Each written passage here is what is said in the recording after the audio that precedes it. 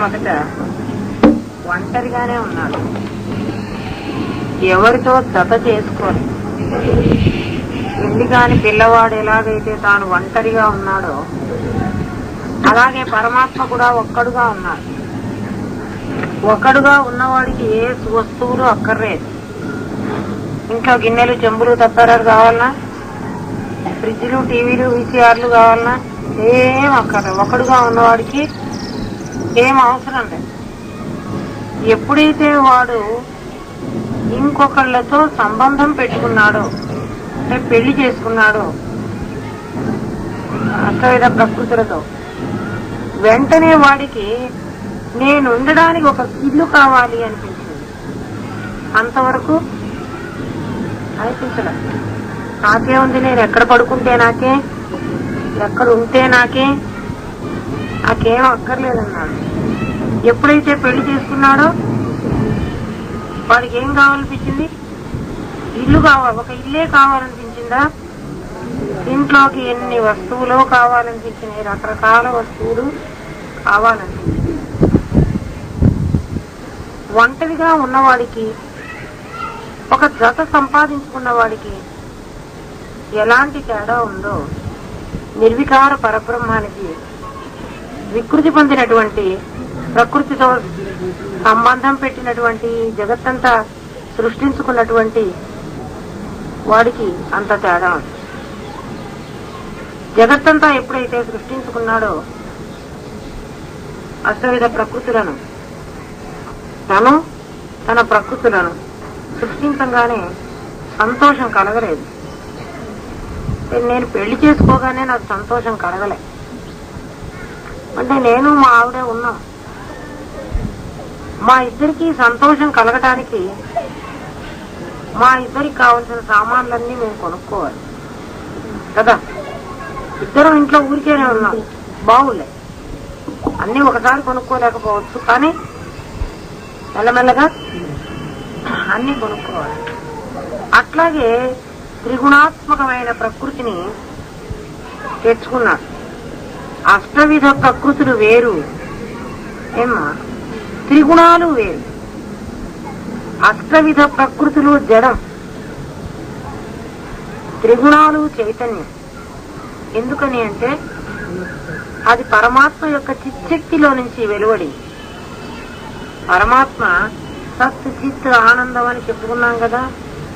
ఆ చిత్ అనేటువంటి దానిలో నుంచి ఇచ్ఛాశక్తి, జ్ఞానశక్తి, క్రియాశక్తి, సద్గుణం, రజోగుణం, సత్వగుణం, రజోగుణం, తమోగుణంగా మారింది. కాబట్టి గుణాలు ఎవరి స్వరూపం అంటే పరమేశ్వరి స్వరూపం. ప్రకృతులు ఎవరి స్వరూపం అంటే మాయా స్వరూపం. బాగా జాగ్రత్తగా వినండి. నేను నా ప్రకృతులు ఉన్నాయన్నా. ప్రకృతులు 8 విధాలు. ఏవేవి? పంచభూతాలు, అవ్యక్త మహత్తత్వ, అహంకారాలు. ఇవన్నీ కూడా జడములే అన్నా. నేనేమో చైతన్యం అన్నా. నేను నా ప్రకృతి ఉంటేనే నాకు తృప్తి చెందల, నేను సంతోషపడలే. ఒక అబ్బాయి ఉన్నాడు, ఒక అమ్మాయి ఉంది, సంతోషం కాల. ఆ అబ్బాయి డబ్బు సంపాదించడం మొదలు పెట్టాడు. ఎలా సంపాదించాడు? తన శక్తిని ధారపోసి సంపాదించాడు. ఆలోచించండి, డబ్బు అనేది ఎలా వచ్చింది? శక్తి ధారపోసాడు. ఆ శక్తే చిత్.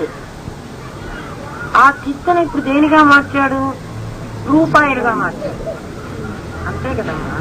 మీరందరూ డబ్బులు సంపాదిస్తున్నారు కదా, దేన్ని అమ్మి మీరు డబ్బు చేసుకుంటున్నారు? చూడండి, ఆలోచించండి. ఈ శక్తిని, ఒకడికి వ్యాపారం చేసే శక్తి ఉంది, ఒకడికి లెక్కలు రాసే శక్తి ఉంది, ఒకడికి వంట చేసే శక్తి ఉంది, ఏమ్మా, ఒకడికి మోసం చేసే శక్తి ఉంది. అది కూడా శక్తేనా? వాళ్ళ తప్పనుకోకండి. ఏమ్మా,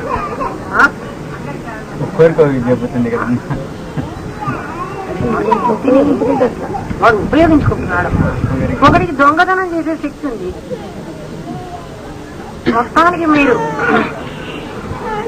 సంపాదించుకుంటాను తయారు చేసుకుంటున్నది ఏమిటి అంటే శక్తిని కన్వర్ట్ చేసుకుంటున్నారు, వేరే వాటిగా మార్చుకుంటున్నారు, రూపాయలుగాను ఇల్లుగానో ఏదో వస్తువులుగానో మార్చుకుంటున్నారు.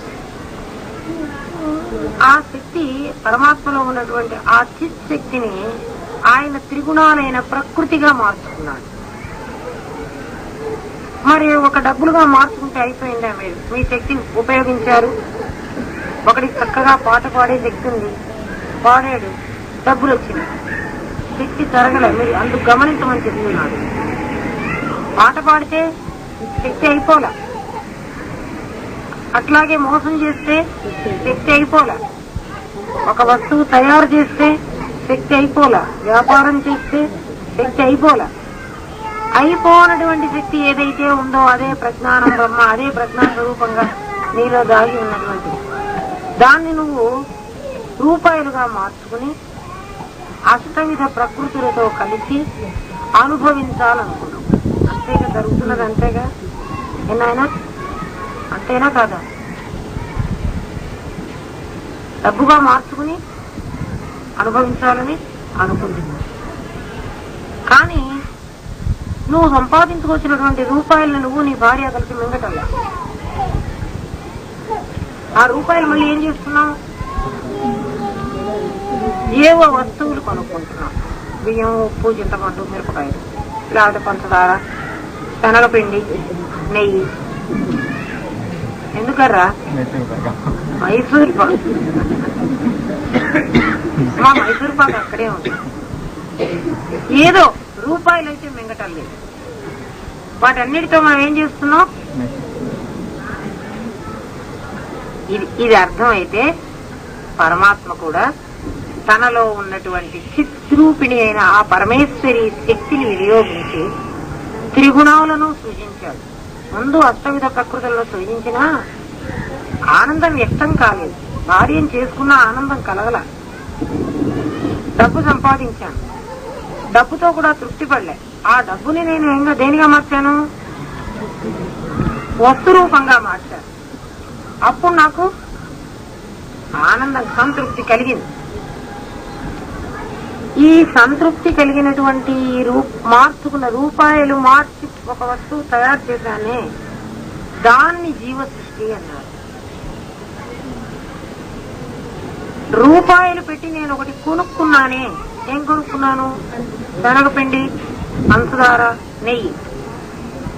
నెయ్యికి ఆధారపడి మీకు ఊరికే తెలియడానికి వెళ్తున్నాను. అవి కూడా మనం తయారు చేసినవి కదా. ప్రకృతిలో ఉన్న పదార్థాలన్నీ ఈశ్వర సృష్టి. బంగారం ఈశ్వర సృష్టి. బంగారం ఎట్లా తయారవుతుందో తెలిసినా మీకు? చేసుకుందామా మనం కూడా? ఏమ్మా?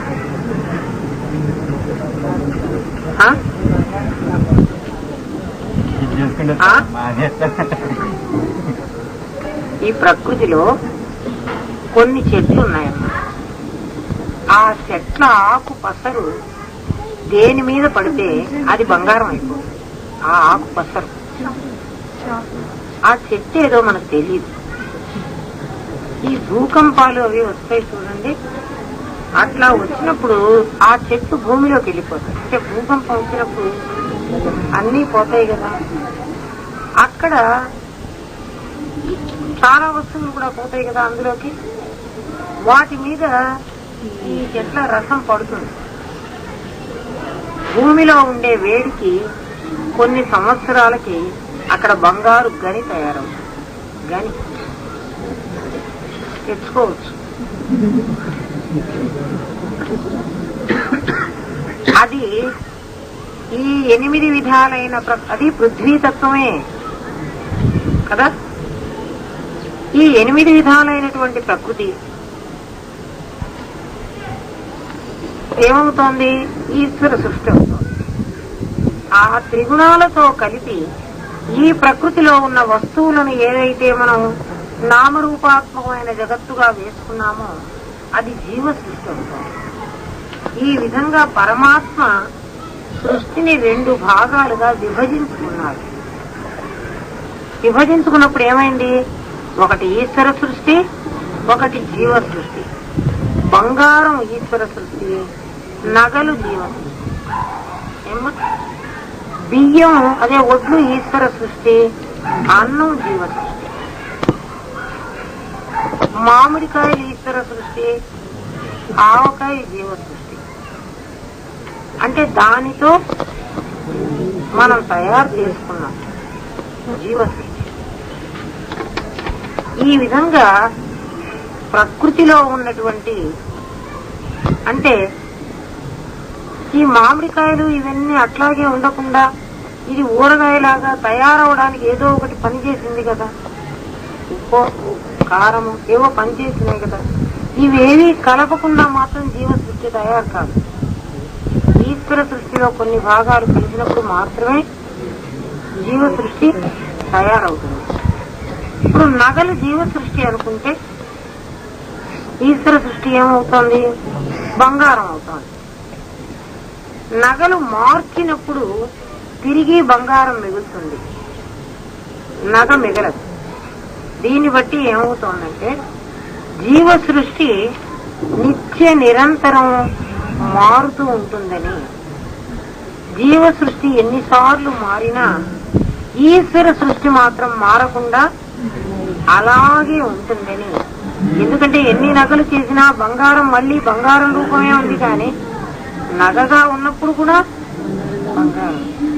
బంగారం రూపమే ఉంది, కానీ బంగారం రూపం మారగలేదు కదా. గాజులు చేసి మళ్ళీ గొలుసు చేసేటప్పటికి బంగారం పోతున్నదా? పోవటలే. అట్లా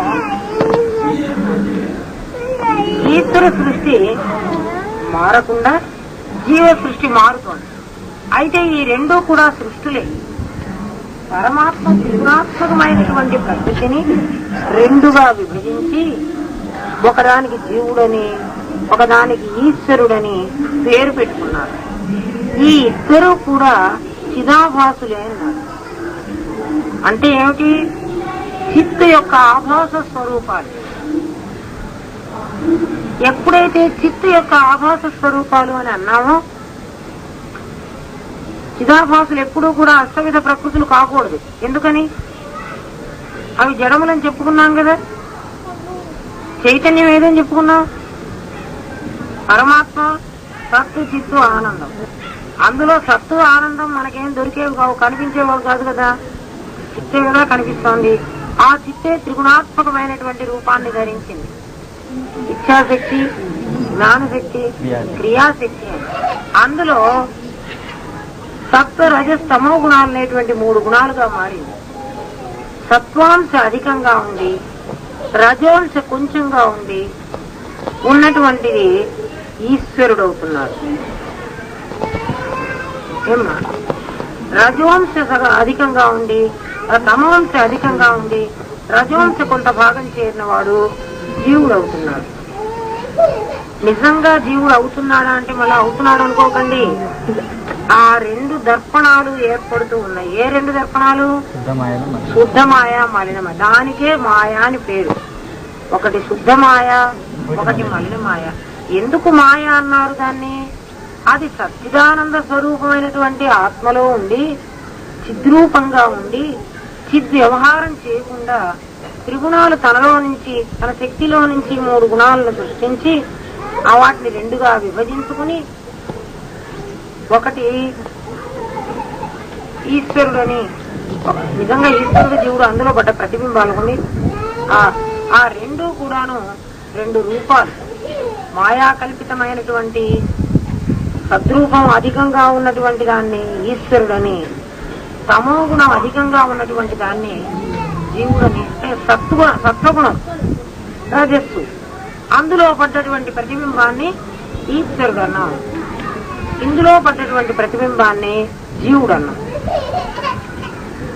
ఈ మాయా ఉపాధి కలిగినటువంటి అందులో పరమాత్మ యొక్క ప్రతిబింబం రెండిట్లో పట్టం మొదలుపెట్టింది. ఈ దీన్ని మలినమాయ, దాన్ని శుద్ధమాయ అన్నాం. మలినమాయలో పడ్డటువంటి ఈ ప్రతిబింబం మలినంగా కనబడుతోంది. మలినం అంటలేదుమా, అద్దం యొక్క మలినమే అందులో పడ్డ బొమ్మకు మలినం అంటినట్టుగా కనబడుతోంది. అందుకని దాన్ని ఆ మలినమాయ యందు ప్రతిబింబించినటువంటి మాయ ఈ జీవుడు కాదు, మలినమాయ యందు ప్రతిబింబించినటువంటి పరమాత్మ చైతన్య స్వరూపుడైనటువంటి పరమాత్మ యొక్క ప్రతిబింబాన్ని జీవుడని అదే శుద్ధ దర్పణంలో ప్రతిబింబించినటువంటి పరమాత్మ యొక్క ప్రతిబింబాన్ని ఈశ్వరుడని ఒక సంజ్ఞ ఒకటి కల్పించుకున్నాం మనం.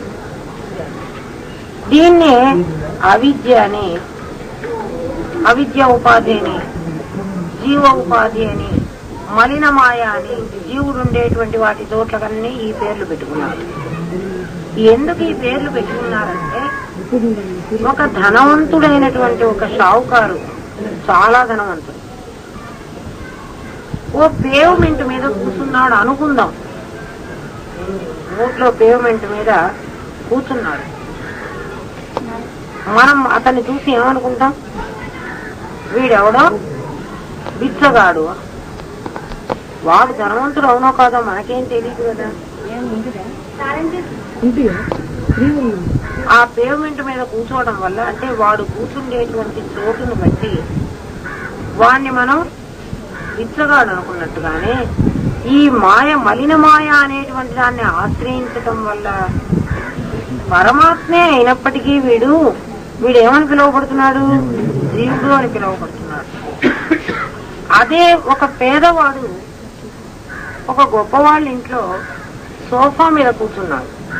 వాడు పేదవాడే అసలు, కానీ ఏదో పని ఉండి ఆ ధనవంతుడి ఇంటికి పోయినాడు. ఆ సోఫా మీద చక్కగా కాలు మీద కాలేసుకుని కూర్చున్నాడు. మనలాంటి వాళ్ళు ఎవరో వాళ్ళ ఇంటికి వెళ్ళారు. వెంటనే మనం అతన్ని చూసి ఏమనుకుంటున్నాం? ఆ ఇంటి యజమానం, లేకపోతే అంత గొప్ప వాళ్ళ ఇంటికి వచ్చాడు, వీడెవడో గొప్పవాడే అయి ఉంటాడు అని మనం ఎలా ఊహించుకుంటున్నామో, ఆ విధంగానే ఉపాధి భేదం చేత, ఏ ఉపాధి?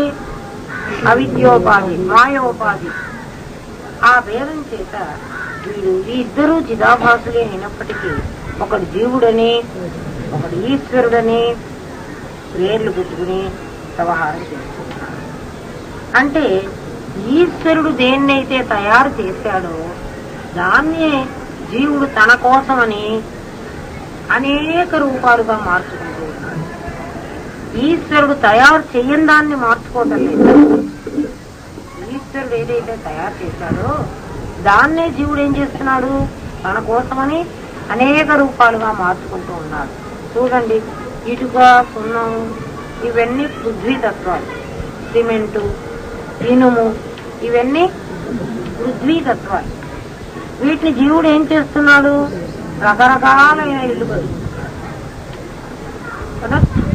అట్లాగే పత్తి ఈశ్వర తత్వం అయితే రకరకాలైన గుడ్డలు నేర్చుకుంటున్నాడు, వాటికి చాలా రంగులు పూసుకుంటున్నాడు, ఏవో చేసుకుంటున్నాడు. ఇట్లా జీవుడు తనకు కావలసినటువంటి రీతిలో తన ఆనందం కోసమని ఈశ్వర సృష్టిని తీసుకుని తను తయారు చేసుకుని ఆనందం పొందుదామని అనుకున్నాడు. కానీ ఆనందం అందులో దొరకల. ఎందుకని దొరకలేదు? ఎవరో సూదిని ఎక్కడ పారేసుకున్నాడు? గదిలో పారేసుకుని, ముసలమ్మ గుడ్డలు కుట్టుకుంటూ సూదిని ఇంట్లో పారేసుకుని, వీధి దీపం పెద్దదిగా ఉందని ఆ వీధి లైట్ లో సూది వెతుక్కుంటే సూది ఎట్లా కనిపించదో, ఆ చేలో ఉంగరం పారేసి ఆ పప్పు తింటూ పప్పులో ఉంగరం వెతుక్కుంటే ఎట్లా కనిపించదో, అంటే వస్తువు ఎక్కడ పారేసుకున్నామో అక్కడ వెతుక్కోవాలి, ఇంకో చోట వెతుక్కుంటే ఎలా కనపడుతుంది? ఆ విధంగా వీడు అష్టవిధ ప్రకృతులలోనూ త్రిగుణాత్మకమైనటువంటి మాయలోనూ ఈశ్వర సృష్టిని జీవ సృష్టిగా మార్చుకుని అందులోనూ ఆనందాన్ని వెతుక్కుంటున్నాడు. ఈశ్వర సృష్టిని జీవ సృష్టిగా ఎలా మారుస్తున్నాడంటే ధనంగా మారుస్తున్నాడు. చూడండి, తనలో ఉన్నటువంటి శక్తిని డబ్బుగా మార్చాడు. అందరూ వ్యాపారం చేసి డబ్బు సంపాదిస్తున్నావు అంటే ఏమిటి? ఈ శక్తిని అమ్మేసుకుంటున్నావు. నువ్వు ఉద్యోగం చేసి డబ్బు సంపాదిస్తున్నావు, ఏం చేస్తున్నావు? ఈ శక్తిని అమ్ముకుంటున్నావు. ఇందాక అలాగే పడుకుని చాలా చాలా ఓపిక లేకుండా ఉంది. ఇక్కడికి వస్తే ఎక్కువ మాట్లాడతాం, బతకనివ్వదు, అసలు మాట్లాడకపోతే నన్ను బతకనివ్వదు. అట్లా ఒకటే వెంట పడతారు. దానివల్ల నాకు చాలా శక్తి లేకుండా పోతుంది. కాసేపు పడుకుని, ఏంటి పరమేశ్వరి ఎందుకు ఈ విధంగా చేస్తున్నావంటే, నాలో ఉన్నటువంటి ఆ చైతన్య శక్తిని బోధ అనేటువంటి రూపంగా మీ దగ్గరికి మార్చుకుంటున్నా అన్నమాట కదా. ఆ శక్తి తగ్గదు, కానీ దేహం ఉన్నదే, దేహం సంబంధమైనటువంటి పంచభౌతికమైంది కదమ్మా ఇది పాపం. శక్తి తరగదు, కానీ దేని ద్వారా పెడుతున్నామో అది తగ్గుతుంది. చూడండి, ఒక టీవీ ఆన్ చేసి పెట్టండి మీరు 24 గంటలు, ఏమైపోతుంది? వేడెక్కుతుంది, మీరే చెబుతారు. ఒక మోటార్ని ఆన్ చేసి పెట్టండి, కొంతసేపటికి ఏమవుతుంది? అందులో ఉన్న కరెంట్ ఏం కావటం లేదు, మోటార్ వేడెక్కుతుంది. అందుకని మోటార్ ఏం చేస్తుందంటే కొంచెం సేపటికి నువ్వు వేసినా కూడా నేను ఆడను, నీ ఇష్టం పోనుకుంటుంది, ఎదురు తిరుగుతుంది. ఎందుకు ఇట్లా ఉంది అని ఆలోచన చేస్తే పరమేశ్వరి సమాధానం చెప్పింది, ఉపాధి అంత శక్తి తట్టుకోలేదు, ఉపాధి ధర్మం కూడా ఉంది. పరమాత్మ నాకు నా స్వరూపమే, ఆ శక్తిని బోధ ఎంతైనా కూడా ఈశ్వర సృష్టి సంబంధమైన ఈ దేహం ఉందే, అంటే ఈ ప్రకృతి సంబంధమైనటువంటివన్నీ కూడా పరమాత్మ శక్తి ముందు తట్టుకోలేదు. అందుకే ఏమవుతోంది, అది శాశ్వతంగా ఉంటుంది, ఇది అశాశ్వతమై పడిపోతున్నది.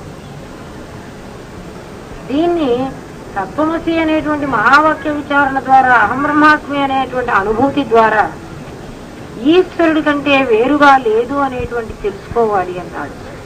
ఈ జీవేశ్వరుడుగా ఇద్దరూ కనపడుతూ ఉన్నప్పటికీ జీవేశ్వరులకు భిన్నంగా ఉన్నటువంటి ఆ పరమాత్మ ఏదైతే ఉన్నాడో వాడు సత్యం, కానీ వాడే వీడి రూపంగా కనపడుతూ ఉన్నాడు అని ఒక తత్వమసి మహావాక్యం ద్వారానే తెలియాలి, లేకపోతే తెలియడానికి వీల్లేదన్నారు.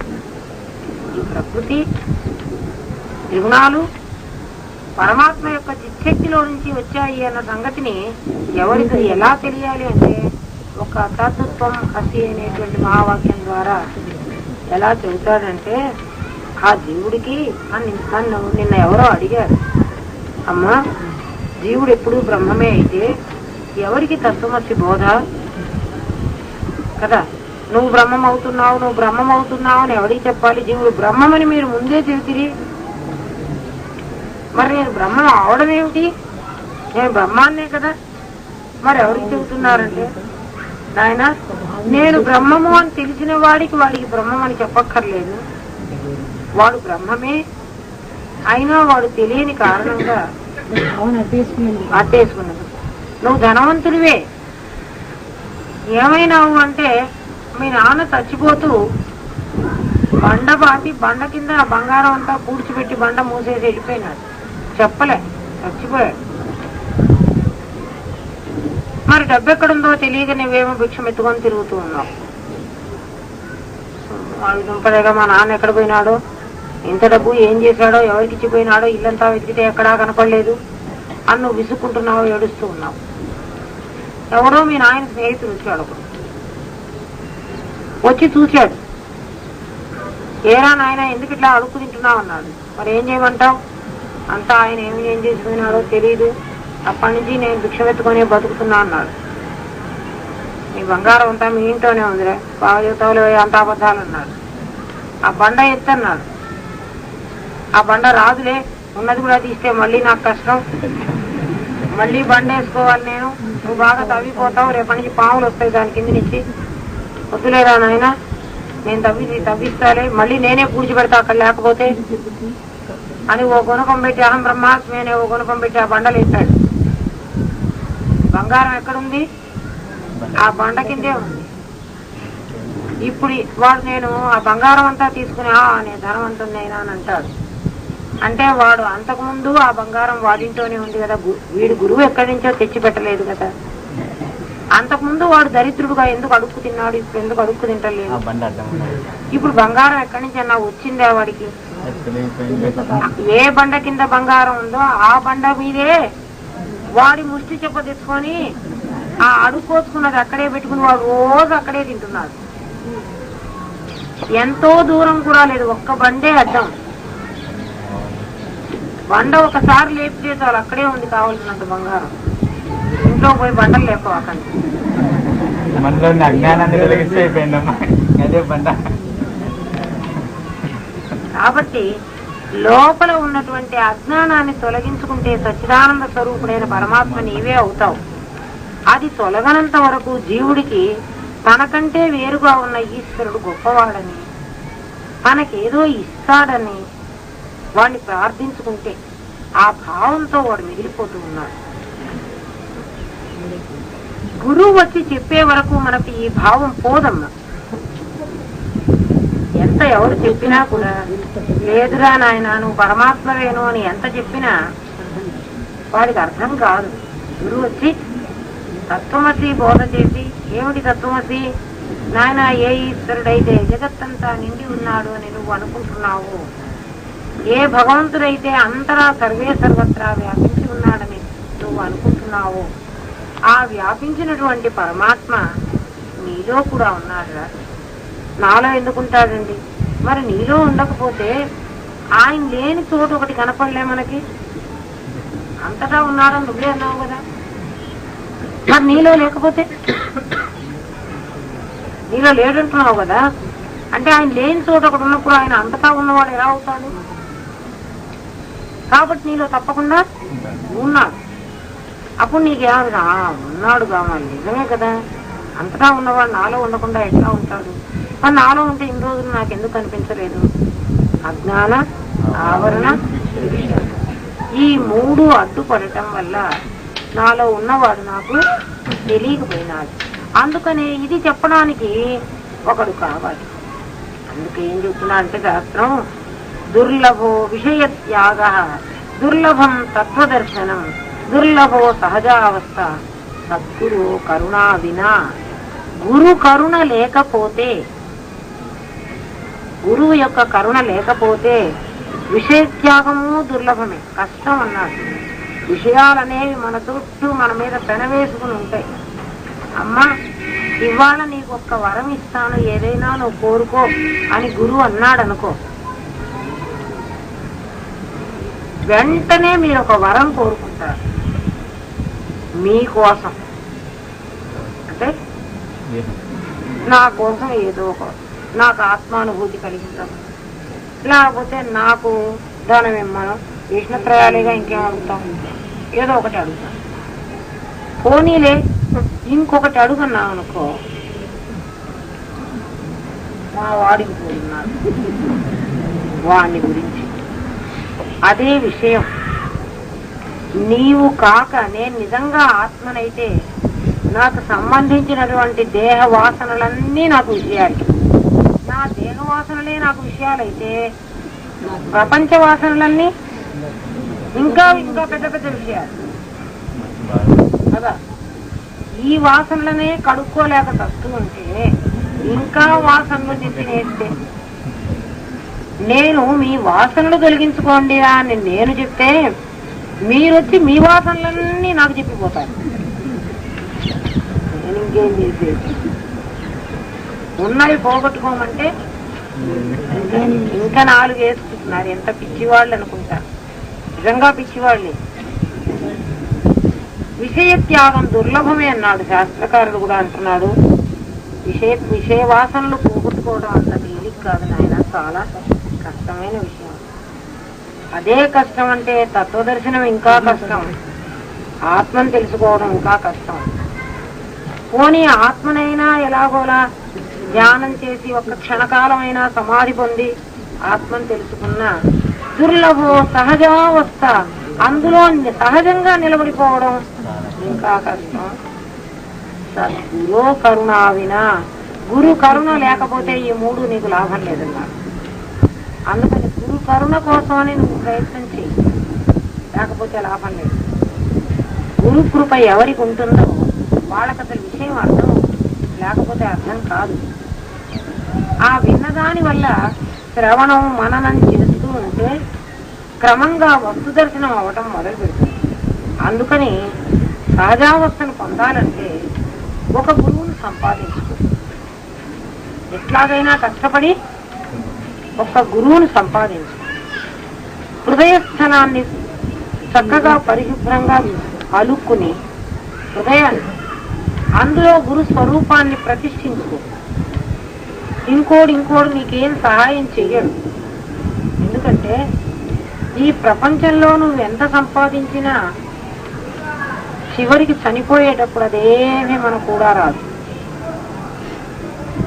ఎవరన్నా అడుగుతారు, ఈ ఆత్మల గురించి తెలుసుకుంటే మాకేమొస్తుంది అని. ఏం రాదు, ఏమీ రాదు నాయన.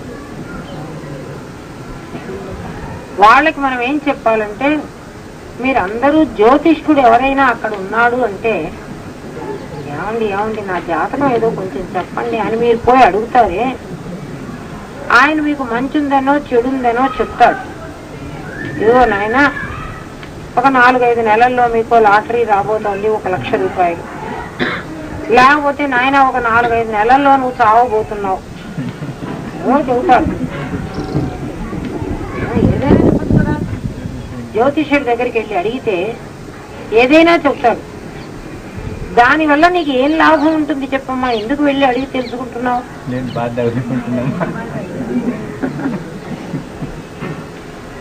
నీ దేహం ఏ ప్రారంభ అధీనమైందో ఆ ప్రారంభం ప్రకారం అది జరుగుతుంది కదా. జ్యోతిష్కుడి దగ్గరికి వెళ్ళి నీకు ఫ్యూచర్ ఏం జరుగుతుందో నువ్వు తెలుసుకోవాలని ఇంత కాంక్షిస్తున్నావే. 100 ఏళ్ల జీవితావని నీకు తెలుసు. 100 ఏళ్ల జీవితంలో నీకు ఏం జరగబోతోందో నీవు తెలుసుకుంటున్నావు కదా. ఈ 100 ఏళ్ల జీవితం అయిపోయిన తర్వాత, ఈ దేహం పోయాక నీకు ఇంకా చాలా ఉందని చెప్పుకున్నాం కదా, అప్పుడేం జరుగుతుందో నువ్వు తెలుసుకోక్కర్లేదా? ఏమ్మా, దీని మీద ఉన్నటువంటి కుతూహలం నీకు దాని మీద ఎందుకు ఉండటం లేదు? అదైతేనేమో నీకు డబ్బులు కావాలన్నా, నీకు ఇంకా ఏదన్నా కావాలన్నా, ఏమొస్తుంది ఇది నేర్చుకుంటే అంటావా? ఆలోచించు. అజ్ఞానం అలా అనిపిస్తోంది. అందుకే ఏమంటున్నాడు, ఈ వేదాంతం అన్నది సహజావస్థను ఎవడైతే పొంది ఉంటాడో, ఎందుకంటే తాత్కాలిక సమాధి, క్షణిక సమాధి పొందిన వాడికి నేను ఇది కాదు అదని తెలుస్తుందే కానీ, దుర్లభో విషయ వాసన అన్నాడు కదా, విషయ త్యాగాన్ని చేయటం దుర్లభం అన్నాడు కదా. అందుకని విషయాలు చాలా అధికంగా ఉన్నప్పుడు నువ్వు ఆత్మలో నిలబడలేవు. సమాధి వచ్చినా కూడా మన వాళ్ళందరి పరిస్థితి అదే. గురుకృప వల్ల సమాధి వస్తోంది, సహజావస్థ పొందలేకపోతున్నారు, దాన్ని సహజం చేసుకోలేకపోతున్నారు. ఏమిటంటే 23 గంటల 59 నిమిషాల 59 సెకండ్లు విషయ దేహ సంబంధాలు, 1 సెకండ్ మాత్రం ఆత్మ విషయం. మరి మా గురువు గారు అంటారు, నాయన ఇంతకు ముందు నువ్వు అట్లాగే ఉన్నావు. క్షణిక కాలం సమాధి రప్పించి గురుదేవుడు నీకు ఆత్మల గురించి తెలియజేశాడు. క్రమక్రమంగా నువ్వేం చేసుకోవాలంటే, ఆత్మానుభూతి సమయాన్ని పెంచుకుంటూ లౌకికమైనటువంటి మా పనిని నాటకంలాగా చేసుకుంటూ, ఏదో పని చేస్తూ అసలు చేయకుండా ఉండదు, చేస్తూ నువ్వు మెల్లగా కాలం వెళ్ళబుచ్చుకో. ఈ ప్రపంచంలో నుంచి నేను ఎంత తొందరగా అవతలికి వెళ్ళిపోవాలా అని ఆలోచించుకో అని సహజావస్థను పొందడం కోసం నువ్వు ప్రయత్నం చేయి. అట్లా చెబితే మన వాళ్ళు ఒకసారి జీవన్ముక్తి అవస్థను పొందడానికి వేడి. ఎట్లమ్మా, 1వ మెట్టు ఎక్కకుండానే నేను మేడెక్కుతానంటే ఎట్లా? మెల్లగా ఎక్కువ. ఈశ్వరుడు అనగా ఉత్తమ గుణ సంపత్తిగా మాయా ఉపాధిగా కలిగిన వాడు.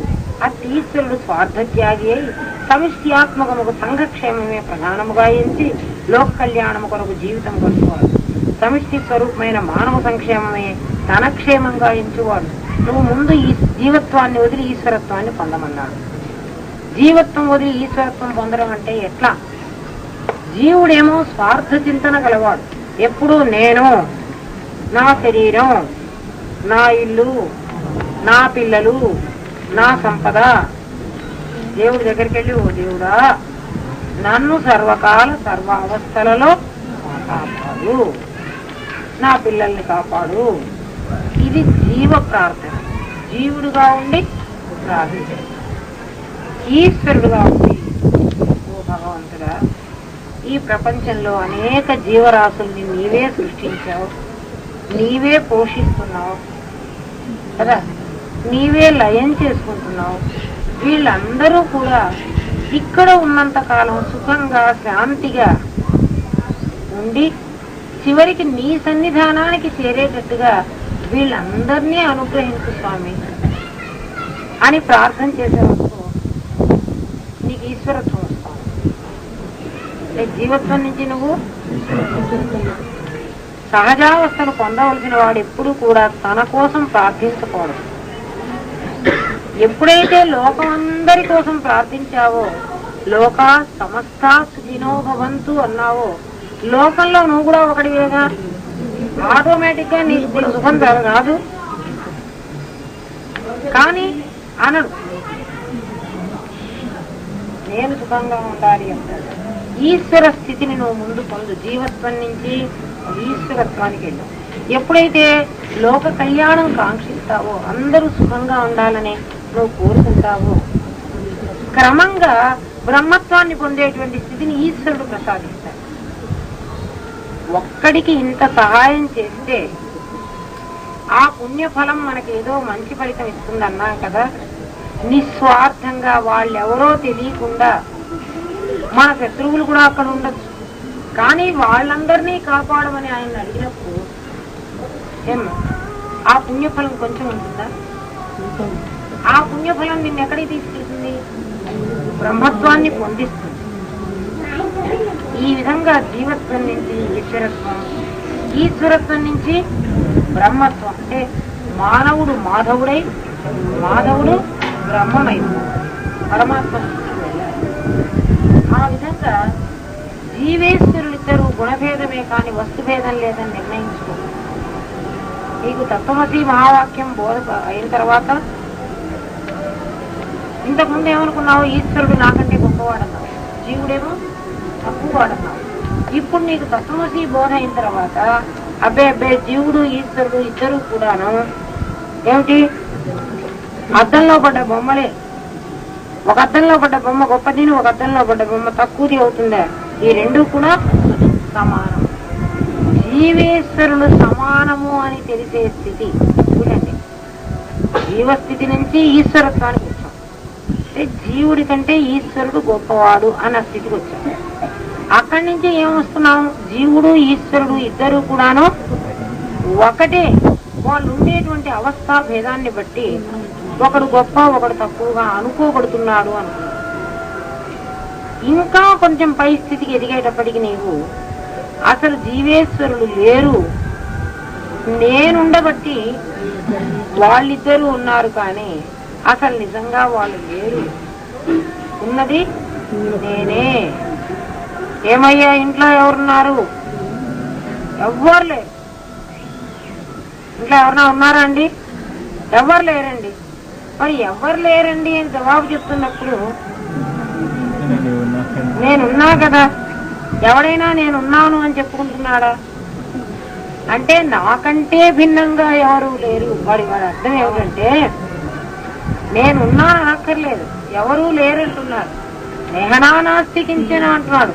నేను తప్ప ఎవడూ లేడు అంటే నేనున్నాను.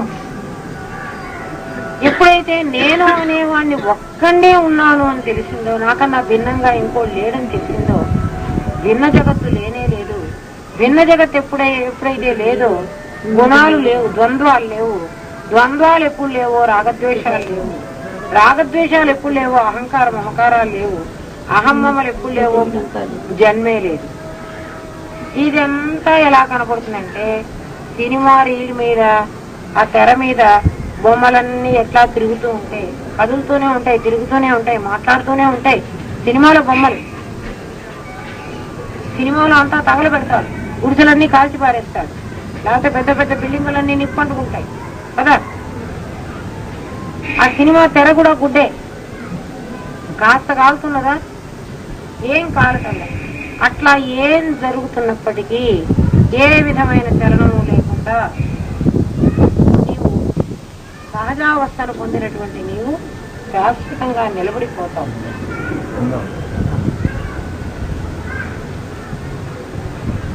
శాశ్వతంగా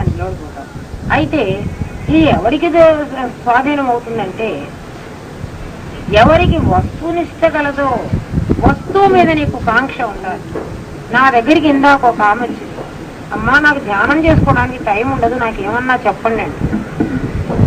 నేనేం మీరు చెప్పండి పోనీ. ఈ ప్రశ్న మిమ్మల్ని అడిగితే నీకు దేని మీద చాలా ఇంట్రెస్ట్ ఉంటుందో దానికి టైం నువ్వు సంపాదించుకుంటావు. ఒక ప్రేయసి ఒక ప్రియుణ్ణి ప్రేమించింది, ఒక అమ్మాయి ఒక అబ్బాయిని ప్రేమించింది, అబ్బాయి కూడా అమ్మాయిని ప్రేమించాడు. అబ్బాయి అమ్మాయి దగ్గరికి వెళ్ళటానికి కానీ ఇలాగ రాయబారం పంపడానికి కానీ, అలాగే అమ్మాయి అబ్బాయి దగ్గరికి వెళ్ళటానికి కానీ రాయబారం పంపడానికి కానీ టైం ఎవరైనా సూచిస్తున్నారా? ఇదిగో ఫలానా టైంలో నువ్వు వాడి దగ్గరికి వెళ్ళని ఎవరైనా చెబుతున్నారా? ఏమో చెబుతున్నారని చెప్పండి. లేదా ఒక అబ్బాయికి కొత్తగా పెళ్ళయింది, ఆ అమ్మాయి పుట్టింట్లో ఉంది, అబ్బాయి ఇక్కడ ఉన్నాడు, పాపం ఆఫీసర్ సెలవు ఇయ్యనంటున్నాడు. సెలవును వీడు సంపాదించుకుంటాడో మీరే చెప్పండి. ఎవరైనా ఆయన సెలవు పెట్టుకో, ఆఫీసర్ సెలవు ఇచ్చి నాయన పోయిరాపో అని పంపిస్తున్నాడా? దానికి సమయాన్ని ఎవరు తయారు చేసుకుంటున్నారు? ఎందుకు తయారు చేసుకున్నాడు? తనకు దాని మీద ఉండేటువంటి ఇష్టం. నీ కనుక వస్తువు మీద ఇష్టం ఉంటే టైం నీకు దొరుకుతుంది. అది నేనివ్వడం ఏమిటి? అట్లా అడిగినప్పుడు నాకు కొంచెం బాధ కలుగుతున్నాయి. బాధ కలగకుండా మహావాక్యం ఇవ్వడమే చాలా గొప్ప. ఇవ్వరు అసలు, చెప్పి వెళ్ళిపోతారు, శక్తిపాతం చెయ్యరు. నేను కూడా ఇంక నుంచి చెయ్యకూడదనే అనుకుంటున్నాను. ఎందుకు అనుకుంటున్నాను అంటారేమో, నాకు ఎందుకు ఈ జంజాటకం? మీరు తరించమంటే మీ వాళ్ళందరినీ వేసుకొచ్చి వాళ్ళందరికీ వాళ్ళు కూడా నాకే ఎక్కిస్తున్నారు. పైగా శక్తి ఇచ్చేదాకా ఒక మాట, ఇచ్చినప్పటి నుంచి ఇంకొక మాట. మాకు టైం లేదంటే టైం నేనెక్కడ సృష్టించేదా? కాలాన్ని నేనేం సృష్టించని చెప్పండి.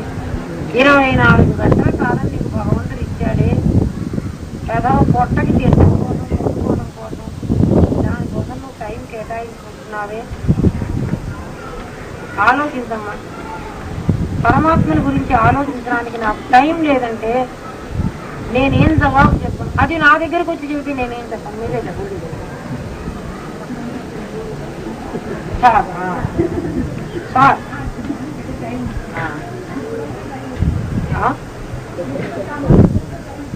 టైం ఇచ్చినాను కదా,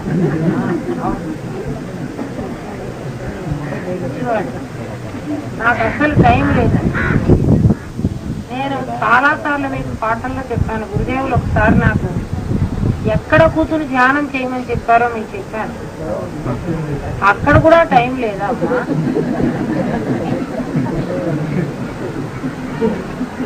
అక్కడ ఏం ఆలోచిస్తున్నావు?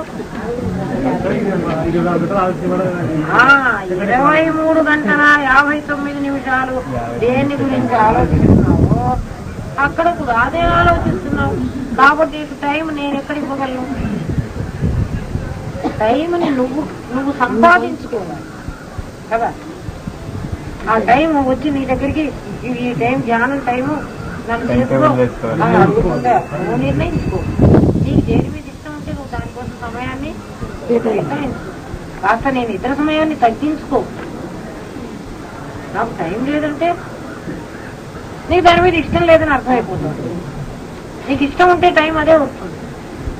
ఏం మీకు ఇష్టమైన వాటికి మీ సినిమాకి మీరు పోవటల్లా? రావణ సంధ్య అయితే రావణ సంధ్య అని ఒక పిల్ల ఉంది మనకి, లేదు వెళ్ళిపోయేది లేదు. పొద్దున మ్యాట్కి వెళ్ళి అక్కడ టికెట్లు దొరక్క